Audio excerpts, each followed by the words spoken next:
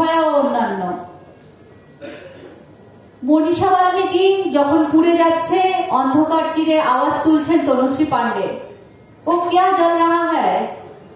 প্রতিমা মিশ্র যখন মনীষার মায়ের কাছে পৌঁছানোর জন্য ছুটছেন, তার আগেই নীলাঞ্জনা চট্টোপাধ্যায় ফিরে এসছেন জবানবন্দি দিয়ে।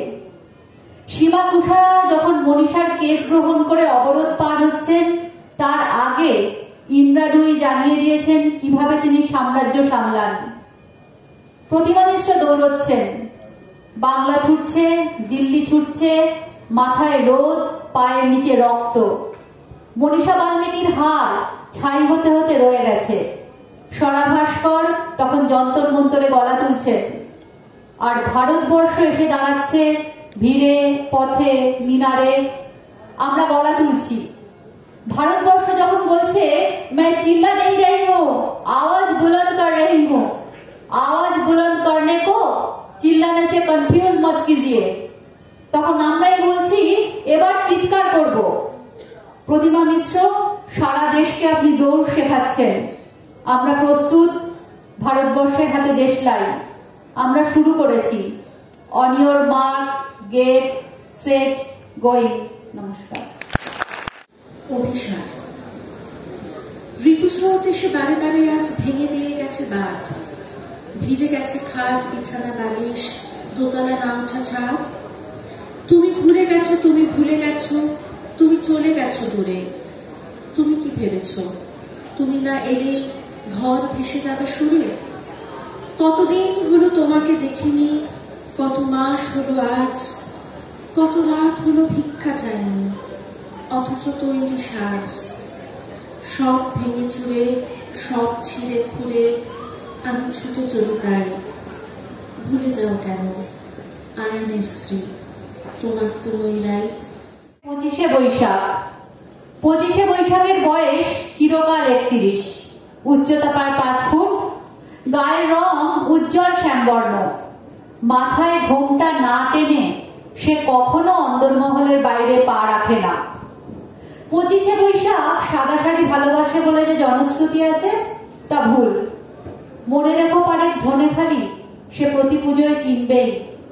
শোনা যায় তার চোখের ঘন কাজলে অকালে চলে যাওয়া মেঘ বসে থাকে, আর নবীন কবির দল তাকে চিঠি লেখে নিয়মিত।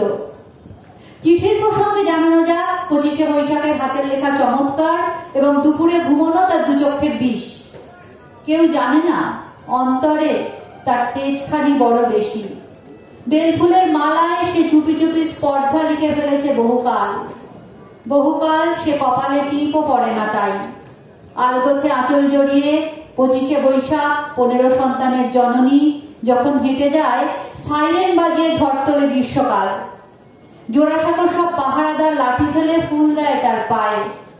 বিকেল বেলায় দাসীরা পান সাজে, রাঙা ঠোঁট নিয়ে সে মালা গাঁথার গল্প শোনে। তারপর মহলে মহলে প্রদীপ জ্বলে উঠলে মনে মনে বুঝে নেয় আরতির সময় হয়ে গেছে। লিরিক থেকে কাপলেট তার ভেজা টুলে ঠাকুরের গান গায়। 25শে বৈশাখ হাসে, পাগল হাওয়া ওঠে সন্ধ্যের মুখে।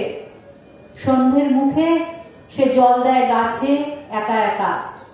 25শে বৈশাখ, বয়স 31, বাড়ি বাংলা ভাষা, ডাকনাম সারদা। লোকে তাকে রবীন্দ্রনাথের মা বলে জানে।